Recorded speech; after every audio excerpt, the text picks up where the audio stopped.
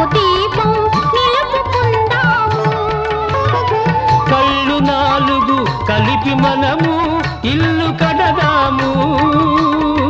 అందులో మన చల్ల చల్లని వలపు దీపం నిలుపుకుందాము. పసిడి మనసుల బట్టె మంచం వేసుకుందాము. అందులో మన పడుచు కోర్కెల మల్లె పూలు పరుచు